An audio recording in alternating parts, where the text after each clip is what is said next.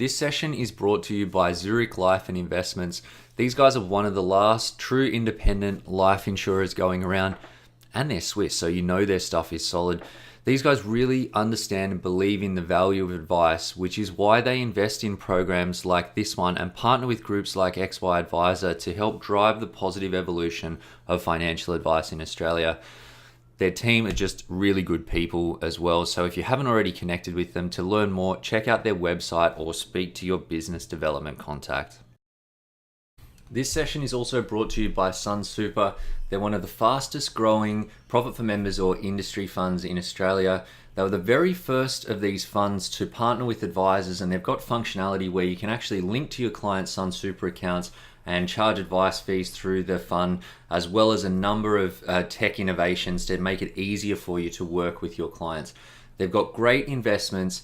They're really, really cheap. And their team are just generally legends. So if you haven't already connected with Sun Super, give them a shout because they're doing some really cool stuff. Good evening, Vietnam. Was it good morning, Vietnam? I don't know. It's something from Full Metal Jacket, something or other. Anyway, we are joined by the illustrious Glen James. Mate, how are you? Hey, I'm well. Thanks for having me. Thanks for coming down from Central Coast, bro. I live to give. we were just chatting before about where you live. Yeah. Blue Bay. Yeah. God's country. Love it. Mate, how good's that beach? It's pretty good. I mean, I can go down there some afternoons when it's not school holidays and be the only one on the beach. Oh, Yeah. So I miss the Central Coast for that. It's good. Do you have any clients in Sydney though? Yeah. 15% of my client base is in Sydney. Yeah, right. How did that happen? I had a joint venture with an accounting firm in the city for a couple of years. Yeah, right. And I decided I didn't want to keep commuting to Sydney, and it worked out that I was going to have to probably move to Sydney, and because most of the work was coming from there. So I stopped it and actually bought the clients from the accountant. So how does a Central Coast planner end up with a JV with an accounting firm in Sydney? It's all to do with relationships and who you meet. That's as simple as that. And it was, we had the same values, and I think that's important. We had the same philosophies, worked great together, but I actually didn't want to ever leave the Central Coast. I've seen that before. Man, I agree. Having lived there for a decade, I'm happy to leave feet first in a box, but... That's not what you told me. You said you were really happy to leave. Yeah, don't listen to these Sydney guys, mate. Yeah. Don't listen to them. He loves it down Sydney? What? No. So what do? Do you jam them all into one day, or what do you... Oh, I'm pretty cash, if you haven't noticed. I don't like working too much, so what I'll do if I... Said like a true financial advisor. Yeah, so if You're welcome here anytime. Yeah, that's right.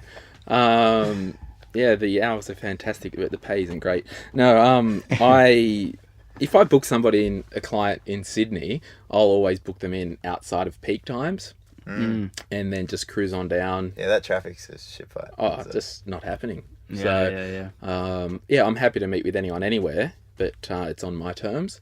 Have you managed to shift many to online, mate? It's like any... It's funny, I was having this conversation with somebody yesterday. I could never run an advice business model and do it online because I'm the type of person, I need to be in the room because I can feel the room more and actually know what you're feeling and just get more of a sense. I feel like I'm in. Is it Philip? Who's the Beddoes Institute? Rebecca Shields. Yeah, I feel like I'm Rebecca interviewing you. Yeah. That's a great answer. Yeah, when they're assessing your practice on why you like to be face to face with clients. Yeah, and it's just I'm not that person. It's like I need to be in the room, engaged with the client, and I'm resolved with the fact that I'm okay with that. Man, there's absolutely nothing wrong with it. No. I think most people agree with you. In fact, even something as simple as a podcast is infinitely better now that we're all in one room. Yeah. Rather than over... I mean, some people can do it. Yeah. Right? Some people are killers at it. Yeah. But the advice, in my limited opinion, is sort of that in the room kind of thing. Yeah, it's probably taken my talking over the top of clay. You dropped it by 50%. Yeah. And because how often do you meet with a husband and wife, and he's or she or whoever, two parties. One's like gung ho about, we're doing this. The other one's sitting there squirming in their seat. I want to be able to feel that. You want to see the squirm? Yeah, by being in the room. You got to feel the squirm. You got to know which one's squirming. Yeah, exactly. When they're squirming. Exactly. So it's financial squirming. Yeah. It's a whole new level of advice. Yeah. So, I got a lead in Melbourne just before Christmas. How? I think Facebook. From your challenge that you're doing? No, it wasn't even that. Oh. It was just a picture review, and they said, I have to see this guy. If you need financial advice, I need to just go to the best. Based on that picture. Yeah, that's right. Well, he's got a couple of emblems that say he's got. There's a couple of awards that sit on the bottom of your signature as well. Yeah, there's a couple. Yeah. There's a couple of little shelf dust collectors. What's going on? What have you been winning? Life. No, he's still alive. He feels like he's winning. He's winning at life. And he's from the Central Coast. Yeah. But yeah, so I'm not going to... I actually don't care about getting a client if I can't sit in front of them. So to the Melbourne person? Yeah. Senile. No luck. Actually, I said, look, I talked to them on the phone and I said, look, I will chat to you on the phone and then I'll get a vibe for who you are and I'll refer you to 2 or 3 other advisors down there who I think can, work with your character. Ooh, who got a run? I'm not going to say whoever's listening out there that didn't get a phone call. It's every Melbourne advisor right now. I'm not going to say. I thought we were friends. Yeah. But I'm sorry, Steve Crawford, if he did contact you. No. That's where you send the ones like one would want. So and to be honest, I sent him a couple of names. I said, look, give these people a call. I'm sure you'll be looked after. So you send the annoying ones to Steve, and the good ones to Corey. Exactly. I'm actually thinking of doing a business model, and it probably won't because you know how you have like 100 good ideas in the shower, but 99 of them suck. Yeah. So this is a good idea. It's like a service where I find you the advisor. The financial advice broker. Well, like Pro Advisor, yeah. Yeah. How do they work? Well, it's not around anymore. Yeah. They did a whole lot of SEO and content marketing, and then they would vet people that came through, and then there's a couple of different models that they ran where you'd pay per lead, or they'd put it up there, and I think the first one you get an email, and the first one that responded. Yeah. Or and actually there's a website. And I did get a client out of that, by the way. Yeah. Like, it worked. Oh, Nick, it worked. There's a website, and I think it was an American model because they spelt advisor with a OR. Yeah. And most of the time when you see that, I believe it's American spelling. Yes. Anyway, there's a website and you click down like what type of advice, and it's just like a click and it sends you to like these 3 advisors. So it's either do that but in person, like come in, or have the business model, bring me your financial plan and I'll review it for like, I know it's... No. Because I don't hate it. Yeah. I'm just thinking, but it's the whole thing. It's like if you're, I don't know, an air conditioner installer, you can install an air conditioner 8 different ways, I'm sure, and all of them are okay. And to a point, that's the same with advice. Oh, totally. To a point. Yeah. So that business will end up just approving everything. Just pay me. It's rubbish. Go to this guy, and then you probably pick up a referral fee. Actually, I had a really weird story where I almost did that. So I saw someone, and she said, "I'm going to get advice from this other guy," and she said, "But I'd like you to review it before I implement it." Right. And it was kind of weird. I'm like, am I breaking this fraternity code, of advisors kind of thing? In the end, I had no problem doing it. Yeah. Did you get paid for it? Nah. No, in the end, I looked through it and I said, look, it's okay, and she went with it. A guarantee way to lock in a relationship, like a financial advice relationship with a client, I do it a fair bit. And I genuinely mean it. I'm like, look, I don't want you to commit to me right now. I would recommend you go speak to somebody else and see if I'm the right fit for you. The minute you say that... Well, I tried that a couple of times. They didn't come back. No. It's because you were doing. We're talking about financial advice. Yeah, not going on a date. Yeah. It's completely separate. Just go talk to a couple of other guys, see what they've got to Exactly. It's just radio silence from there. Yeah, exactly. So I'm quite okay. I mean, I don't know, if I'm getting older and I just don't actually need the work, Well, how long have you been advising for now? I think 12 years. How long you had your own business? 8 years. Whoa, that makes you, for us ex-wires, You're like a veteran. That's like a veteran in our world. Right. How old were you when you started? I started my business when I was 25. Oh, it's, yeah. And how old are you guys? 34. 30. Yeah, so I'm 33. And I was 25, and I think I was young enough and dumb enough to think I could do it. Yeah, I thought that as well. But apparently it worked out, right? I mean, yeah, you just need like 12 years. Yeah. It works out okay. Yeah, that's right. Yeah. I've only got 7 more. It's funny, you know that musician Gautier or whatever, how you ever pronounce it. Everyone's like, oh, you're an overnight success, with that song. It's like overnight success doing 10 years of dingy pubs where no one knows you. You know what I mean? So I think, a lot of younger advisors that are listening, and I'm probably ranting, but whatever. You sound like one of those older advisors just like telling us what we should do. Well, it's advice, and it's worth what you pay for it. Totally. Just sow the seeds for a couple of years, chill out, and It reminds me of there's a book that talks about the Beatles, the 10,000 hours rule. Yeah. About before they made it. Yeah. Same sort of thing about they did pubs around Europe. I'm actually pretty interested. What were you doing before you opened your own business? I was working for another advice firm. So you've done advice your whole professional life then? Oh, well, I'm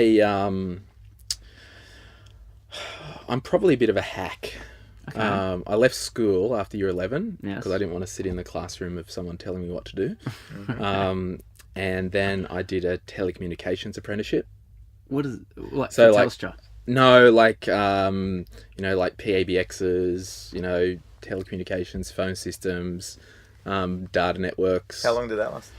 4 and a bit years until I was over it. So I did the apprenticeship, but I was the youngest in my year at school, so I was a year ahead. So you were at 16? Yeah, so I started my Right. apprenticeship. So by age 20, I was pretty much qualified, and then I'm like, I need to do something else because I was interested in investing in shares and whatnot. So then I studied, I just enrolled in a diploma of financial planning. Yeah, right. And just started studying that, and then went to look for a job, and I got an entry-level role. Where at? There's a practice at North Sydney. Okay, so you coming down. Yeah, so I commuted for 4 and a bit years. Where in North Sydney? Mount Street. Mount Street. Yeah. Okay. Yeah. I kicked off my financial planning career in North Sydney as well at Dixon Advisory. Oh, yeah. So yeah, I was really thankful for the time that and I learned from scratch. Like I started in admin, reception, like get the milk, get the mail type role. And then, so I guess that was part of my success is when I'm sitting with a client in my own business, I knew every piece of paper they would have to sign to make the whole process smooth. So it was like the least path of resistance for the client. Mate, you've got a great story because you started from the bottom essentially, and then now he's here. Now I'm here. It's your pinnacle. And it's opportune that I'm here because making it to the XY podcast, I'm announcing my retirement today because I've actually done everything. I mean, good night, nurse. Yeah, I'm done. Retiring on the Central Coast. So by 25, you definitely would have known enough. Yeah. To open your own business, and where did you? What was your first dealer group, and what was your first dealer office? group was in my own business. Yep. Yeah, it was Apogee Financial Planning, and I've been with them since. Oh, so you've stayed with them? Yep. Excellent. And how have you found them? Great. I mean, and this is the thing. Like, so many people chop and change dealer groups, thinking they're going to solve their problems, but the problem's usually in the mirror, and the problems will follow you. So true. You usually don't have a dealer group problem to a point. You usually got too high expectations of what a dealer group should do. Well, exactly. I mean, or can do for you. You're running a freaking business first and foremost if you're self-employed, and you need to plug in the license to that business. And yeah, they have some responsibilities to provide you the services that you pay for and blah, blah, blah. But yeah, a dealer group is not going to solve all of your problems. And there's no clients walking in my door. Exactly. Yeah, exactly. Oh, they Dealer don't group. fall off trees. Yeah. And where did you open your first door? So when was your first office? Was it It was on the Central Coast. Yep. And I leased an office probably as big as this recording studio right. out of a mortgage broker's office. Where? On the Central Coast. Whereabouts? In Berkeley Vale. Berkeley Vale. Yeah. Okay, cool. Yeah, it was with a loan market office. Yeah. Did they refer? No. Oh. They're looking at this 25-year-old kid. Who's this kid? I'm a financial advisor. Well, and this was it. Like, they were old dogs, and in there, they just weren't interested. I mean, if I really wanted to get a referral out of them, it was like, oh gosh, like, when the clients came in, it's like, hey, I'm here, remember, refer. He'd be standing with a sign as they walk out the door. But I just resolved, $50 a week was cheap rent, and that'll do me. Man, $50. Wow, that's a lot less than Sydney. How'd you get your first clients? Okay, so before I started, and this is the reason I went with Apogee Financial Planning, because I looked at 13 dealer groups in 2010, and 5 of them actually do not exist anymore. And I knew it was important that if a dealer group went under, my revenue could be at risk or get frozen. So I wanted a dealer group that wasn't going anywhere. Right. Good point. Secondly, they were like, one of the dealer groups, I called and said, I want to be an advisor. And the next day they just sent me an application like, welcome on board. Here's the 1-pager. And I'm like, oh, yeah. Anyway, they're still around. I'll tell you later. And the other one, and then, so I did all that. But Apogee, a guy called Lee Cheeseman was my contact. They said to me, and they probably thought, who's this kid? They're like, we're not taking you on board unless you show us a business plan with 4 referral sources, because we don't take on businesses who want to fail. So I thought, okay, well, if I can't make that huge, and at the time it was a mountain of crap, like, how am I going to do that? Are we talking about the business plan? Yeah. And actually have referral sources lined up. Well, you just write them down. That's well, the validation that they do. But it's true. I had to get clients from somewhere. Oh, absolutely. So the first year, I took a couple of sick days as I was genuinely feeling unwell to work, and started. The stress of starting your own business is strong. Ill. And then. So before I started lining up referral sources that would commit to me. And then the first year, I made the decision, in my first year of business, I'll never cold call a client.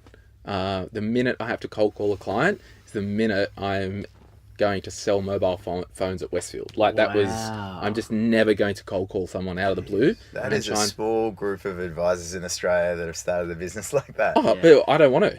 Not many do. That's right. Not many do.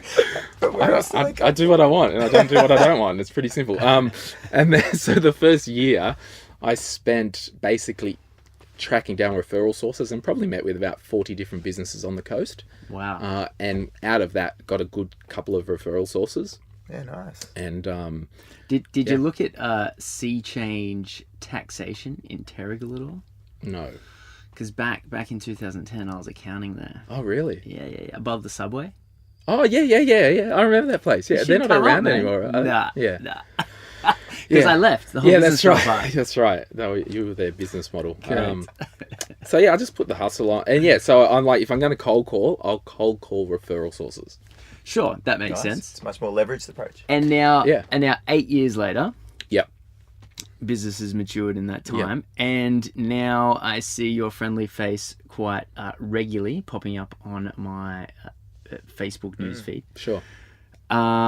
Tell us, how's it going, your challenge? I want to know what was the impetus and what have you found so far?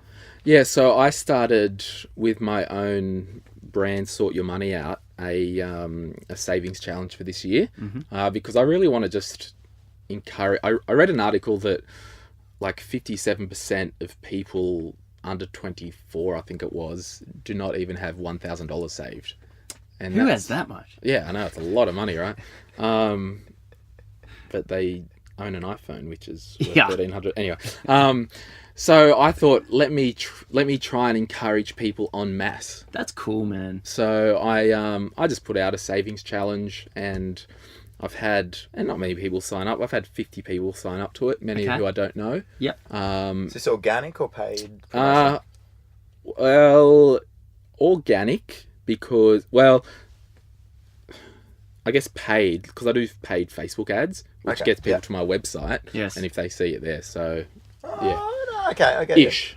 Yeah, Maybe. so you're not putting the challenge out as a lead magnet on Oh, I Facebook? did as well. Oh, you did? Yeah, Okay, yeah. So yeah, I'm doing a savings challenge and doing it myself, and I've set up Active Campaign to track that. Because you're quite good in front of the camera, right? I'm terrible, but the edits I make look okay. How good's Adobe Premiere, eh? Oh, mate. Yeah. I thought you come across quite good. Yeah, I mean, if I nail a take, like anyone, it works. But It's the 50th. yeah, exactly. Yeah, no, fair enough. So what do you like about advising? Because if you've been doing it for 14 years now, in between employed and self-employed, Yeah. what keeps you here? Why do you love it? Or... Yeah, I love what I do. Awesome. And I tell people I retired at 25 when I started my own business, because I just like to help people now in my spare time. And I just like what I do. I mean, I like the fact that what seems basic to me is world-changing stuff for other people. Much like, you know, when I go to the personal trainer or someone like that, you know, I was actually joking with someone the other day. It's like, you know, you go to a doctor for, like, I had ankle surgery recently, and I had the post-surgery follow-up, and you go to the doctor, the specialist, and it's a 10-minute consult, and he's saying all this stuff, and I'm thinking, oh yeah, that's great, yeah, that's sweet. And I'm thinking, he's probably in the lunchroom chatting, oh, I just had this wasted 10 minutes, you know. For us, it can be the same. Yeah. You know, we do this simple, basic meeting, and the client picks up one golden nugget that could change their life. So it's realizing that what we do, a lot of people have no idea about. Yeah. And we can share our knowledge and really help people. Yeah, it's one of those things to remember. Like, it's hard. You forget sometimes when you're just going about your day-to-day, you're doing stuff that you know what you're doing. Then you get into a meeting and there'll just be a conversation that happens and you're like, shit, I forgot that's not common knowledge, or that's not something that everyone understands. Yeah, definitely. And you're like, oh, that's why I've got a job. Okay, cool. Yeah. And as much, and it's the same thing, as much as, like, if you presented a risk plan, for example, and you spend the time and you've educated the clients on TBD and trauma, you know, 10 minutes later, the client comes back and they actually didn't really remember. Yeah. You know what I mean? Like, it's really disappointing 100%. sometimes. Yeah, and You and pour that's your heart why, and soul into ASIC compliant documents, and then, Yes. and they don't care. and that's like when you do a review, all you need to do is just take that time as, I'm just going to re-educate the client on what they've got and why. So is that how you go about reviews? Pretty much. So sort of- That's pretty cool. Yeah, I'd never heard it put so succinctly and simply before. Yeah. So you just re-educate the client Yeah. on what they have Yeah, and why. and why. And then, you know, obviously we look at, and then swap insurer. mate, no, Not on live podcast? no, Okay, because it's not We'll talk about this later. 1998. But isn't that a business model in itself? Every 2 years. Yeah. AP Financial Solutions, is it? Yeah, Hey, no comms. yeah. I swap them around, but I don't get anything for it. It's those back behind the scenes payments. Yeah. That's what, yeah. Is this off the record? Absolutely. Yeah. Yeah, Good. totally. Yeah. For the record, this is off the record. We put a huge disclaimer And, before the podcast plays. Adrian's comments do not reflect my comments or thoughts. You So have been All my advisor business for a long model time. does not reflect my business model. yeah, exactly. So because a review, and a lot of the clients, like, they just want to, like, again, a basic thing that we think's basic, like, oh, how is your spending going? Oh, I struggle. Okay, well, do we need to just increase the discretionary money by $20? Will that solve the problem? Because it's okay to spend money if you've got Yeah, it. totally. So it's just remembering that people value you. That's why they're there. Totally, man. That's And just to be in like your presence they get value from, because their personal finance to them is the most important thing ever. Yeah. Well, yeah, it's the same as when you go into the a doctor. review. Yeah. Well, you thought you're going to talk about all this stuff, you planned it, and then you get in there and you don't even touch it. Yeah, and I mean, like, a lot of the times my approach to a point with a client, they go, oh, we're thinking about this, thinking about that. I just go, well, what do you want to do? Oh, yeah, I do want to get a property. All right, well, let's see how we can make that happen. Yeah, like, you know sometimes what I mean? it's super simple. Yeah, hey? That's right. What do you want? Okay, let's make that part happen. If it's possible. Yeah, if it's possible. Yeah. Does it? Yeah. Yes. Okay, do that. Yeah. It's super, like, at the end of the day, I feel like financial advice is potentially the easiest career path that you can have, but people are so emotional about money. They're not rational at all, that they have all these conflicting thoughts and motivations, and it ends up confusing themselves infinitely more than they need to. And the value of having someone walk in and just be very methodical, and like a doctor, a coach even, or like a coach, and just say, oh, it's actually not as hard as what you're perceiving. In fact, look, if we just do these things, you get what you want. And the same thing as well, it's like you look at the best tennis player in the world. If it was Roger Federer, why does he need a coach? But it's because it's a third party that's looking at a different angle. Well, exactly right. In fact, that's exactly why Paddy has a business coach, because he says if Roger Federer has a coach, then I need one as well. Yeah, exactly. Sean Green. That's right. So you're talking about people's expenses and sort of having that discussion. How deep? What do you? There's a lot of talk, and everyone's trying to sort of develop propositions around the cash flow management space and get deeper there, because I think a lot of people agree that's the foundation where a lot of things happen. What do you do around that space? I basically I've pretty much developed. If I take on a new client now, if you don't want to do one of my foundations, which is a cash flow plan, I won't take you on.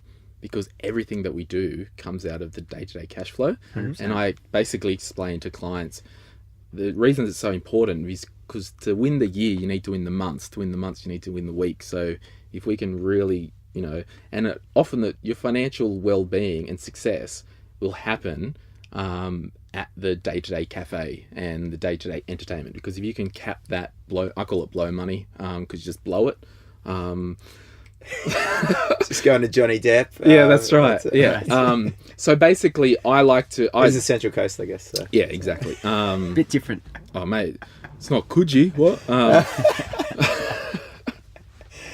We're doing a man down the pub sometimes. Yeah. So I guess I like to tell people that I personally hate budgets, and because I don't want to go to a cafe or a restaurant and log that I've spent $5 on a coffee, because for me it goes under the column of life's too short. Totally. So I like to work out, get an idea from the client if they sit on the spectrum, if they're a spender or a saver, and I'll get either partner I go, so if you two were partners, I'd be like, oh, so Clayton, what would you say Adrian is? Is he a spender or a saver? And you say, oh, he's a spender. And he sits there and chuckles, like, it's the same, it's theatre, like, you get the same result, and they can pick each other, but it's like, okay, so we know that your natural proclivity is a spender, well, we know that, so... Yes. I just learned a new word, by the way. Yeah? Proclivity. That's okay, we'll get back to the thesaurus later. Yeah. And I use the example of me. If there's a spender and saver spectrum, I actually sit outside of it on the spender side. So I know I'm actually nuts, and if there's money around, it's going to grow legs, and it's gone. So I've developed my budget around that I don't actually have to use my brain for it. So you have those discussions with the clients. Yeah, the spender and the saver is a very interesting topic, because there's a range of you would call them sources that, or give or take, I don't know what you've looked at, but say that about 50% of people are spenders and 50% are savers. Yeah. And then you get sort of the more extremes. Yeah. Almost like normal standard deviations. Yeah. And and even the mass market, if you want to call it that, that first standard deviation of savers only save to spend. They don't even save unless to invest. It's based on fear or lack, or there's some underlying poverty Scarcity. mentality in their life. Right.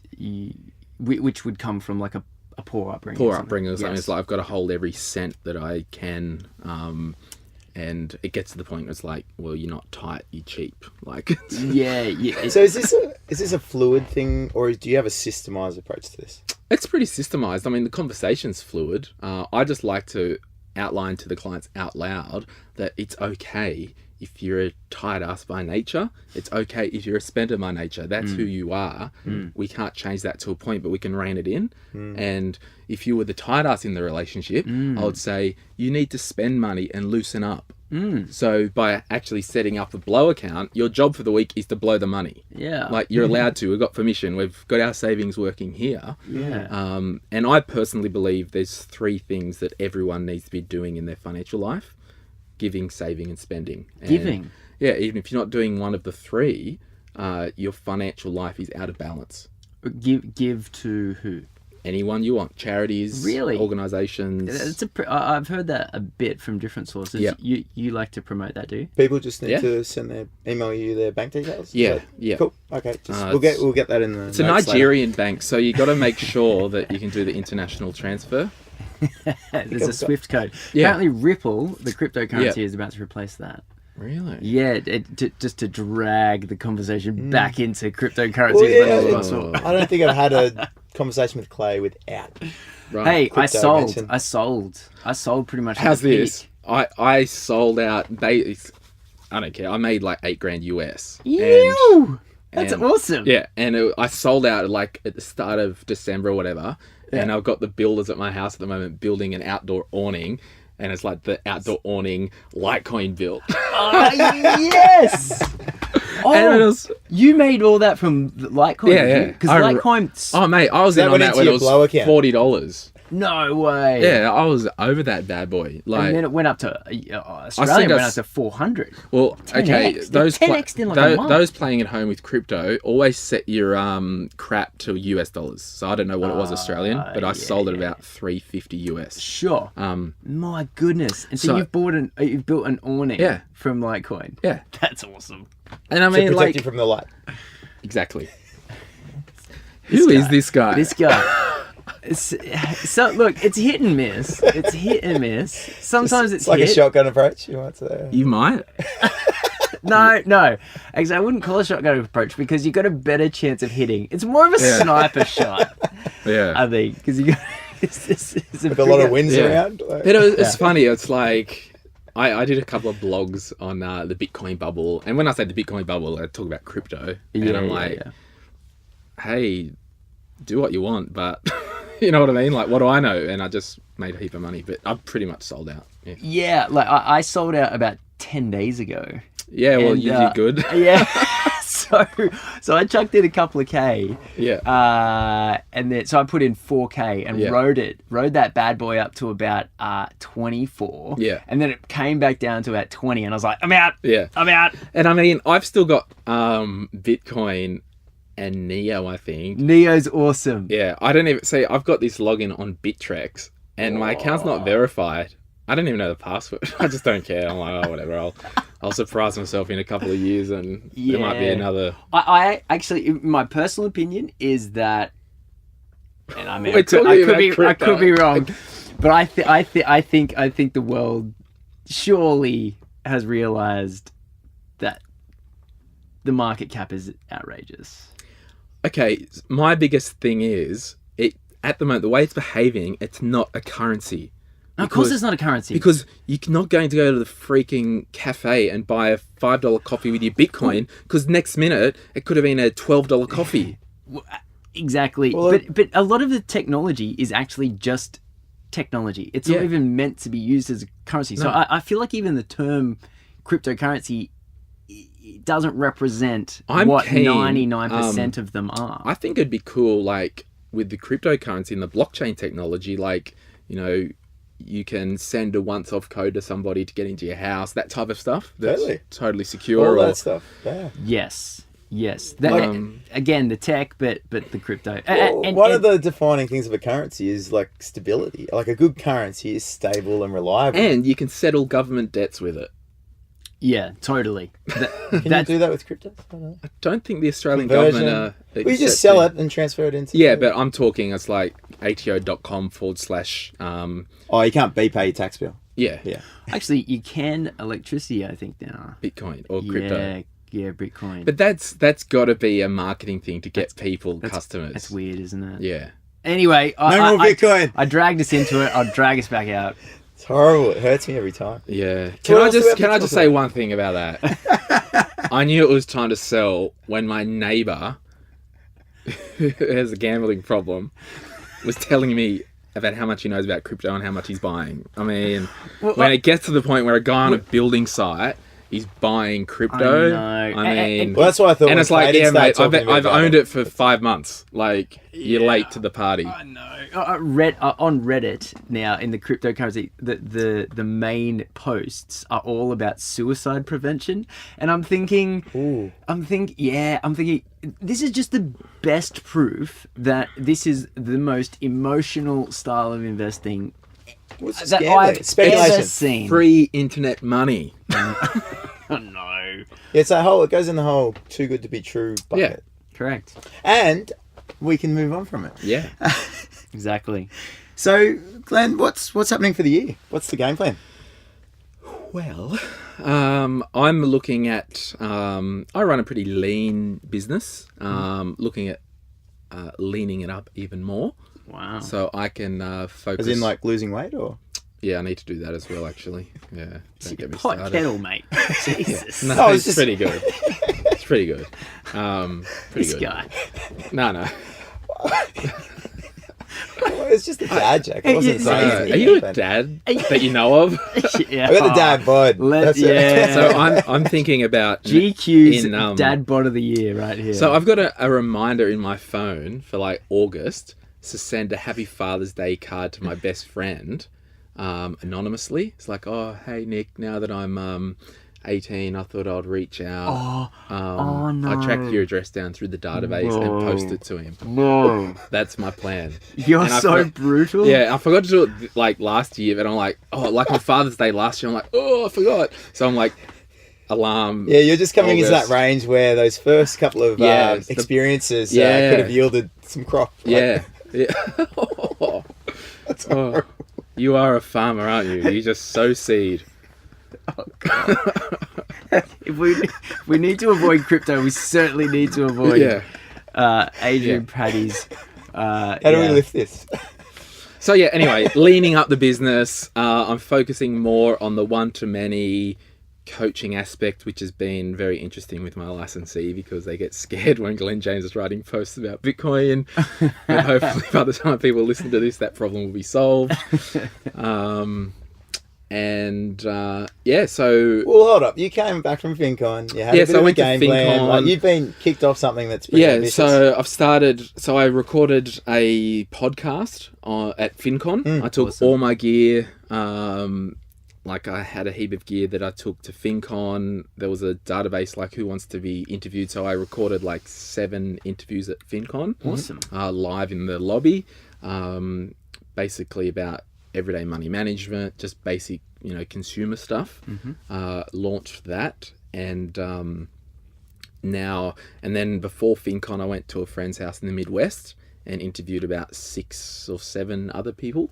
That's cool. Yeah, and so I've released series 1 of the podcast, which is just called Money Nerds, sort your money out in the series 1 Money Nerds. Yeah. And then series 2 is going to be, I think I'm going to call it Random Chats with Glenn or something like that, because what I'm doing, I interviewed people so I know a guy who's a musician in the States who's got a big following and he tours the States, and talking to him about... You can name drop. Oh, his band or group's called Vespertine. So if you look up Vespertine on Instagram, so he's got a big following of like teenagers and stuff. So I interviewed Vespertine and talked about the parallels between his music and the behaviours and the art form about that and translate that into personal finance habits and behaviors. Whoa. So just cool, interesting stuff. That is cool. A few of you might know a One Path BTM pro tip. Does anyone know pro tip? Is as a name. Yeah, his name's Pro pro tip. tip. Yeah, there'll be people that would know him. Anyway, That is an excellent name. If I wanted advice from anyone, it would be from the guys With who pro tip. Yeah. with the pro tip. So I interviewed Pro Tip last year at the AFA conference in my hotel room. It was fun. You shut up. No. And it was cool. So, for example, he's a marathon runner. Oh, cool. So I interviewed him about his life and marathon running and basically the parallels, but with rhythm and behaviors back into personal finance. Awesome, man. Interviewed a non-for-profit cafe in Columbus, Ohio, where everything they make goes back into the community. Wow. And talked about small business. So season 2 of the podcast is about to launch when I edit it. Wow. So I'll be doing that this year. And then I'm working on season 3 of the podcast at the moment, which will be 8 episodes just on property investing. And I'll interview a series of real estate agent, a rental agent, a mortgage broker. Off the plan. Oh, yeah, that's right. Yeah, all that stuff, all the good stuff. Okay, so it's a thematic podcast then. You pick a theme, you do a season. Because I never wanted to do I do a podcast and every week I have to release this and all this pressure, because I hate pressure on myself. Totally. So I'm just going to dump seasons Netflix style. Yes. So I'm working on that, and I've had a good response. And how long do you go for? About 35-40 minutes. Yeah. Yeah, it's all about the audio. Yeah, and I've got some cool audio gear, for those listening who are into that. I've got analog condenser microphones that go into a Yamaha unit, I forget what it's called, and then that converts the analog to digital. I only use Adobe Audition, so I've got a lot of options in the post world. Yeah, right. Sounds good. Because it's there's so many podcasts out there that are shit quality. Well, up and until there's one thing. Oh, and also, you wouldn't happen to come across XY Advisor podcast from 2016. yeah, or 70. Or 70. So, for example, the guests were great. The quality, the audio. Yeah, that's right. So, I just wanted to do it from day one. If people have the pleasure of letting me inside their ears, I'm going to be gentle to their ears. Yes. And so, for example, I'll master all the podcasts, and in Audition, it's is it LUF, audio guys? LUF 16 or something? LUF minus 16? Yeah, whatever that is. Thumbs up. So you've got to master your podcast. So if someone listens continuously, it's the same level. It's it's sitting up at the front. It's not in the background. So Are you taking notes? Yeah. Well, thankfully, we are in the capable hands of Joe and the team. Yeah. So we got started. So I'm big. I want to start my one-to-many stuff. I'm writing a book, and I probably need to ask you how to do that. My biggest tip is don't. Yes. It's 18 months of torture. Yeah. It was very, very difficult. It was one of the things in life I would suggest is harder than you think. Yes. Conversely, I spend a lot of time in cafes because I don't like working, but I take my laptop and work from there. Yeah. I was in a cafe, got talking to somebody. Anyway, he's a English, I can't even speak it, whatever. He's a professor at Sydney Uni, right. English literature. Yeah, correct. That's the word. He's like, oh, I'll help you structure it. Ah, that's cool. I'm like, cool. And then I was talking to someone else about my podcast in a cafe. I go to leave. This guy walks up to me. He goes, oh, hey, mate, I heard you talking about your podcast. Give us a call. He was the lead creative guy for Spotify Australia. No way. Yeah. Cool. That's mad. They curate their podcast at the moment. Yeah, how do you get on there? They've got to approve it. Okay. So, yeah, I've just emailed him, so hopefully... Well, yeah, you get us in. Very good. All right, mate. Well, let's wrap it up. How do people find out, more about what you're doing? They can go to Instagram, Sort Your Money Out. Yep. Facebook, @Sort Your Money Out. Yep. if you want to have a listen to the podcast, and you can just type in Glen James or Sort Your Money Out on the Apple thing, podcast, or Android or whatever. And if you're in the Facebook group, just tag him and he'll in a question and he'll jump in there and answer. Yeah, and I mean, yeah, if you're in the Facebook group, tag me. There will be a sarcastic comment like, Thanks for the tag. Yeah. Brilliant. So I like to ruffle feathers. All right. Well, but thanks for having me. It's been fun. I don't know. I'm thinking like right now. Okay, so we've talked about all that crap. Now let's get started with the podcast.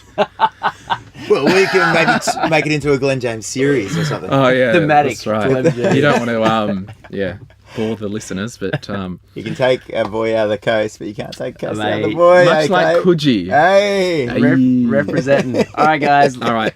Excellent. See Thanks you a lot. soon. Cool. Bye-bye. Bye.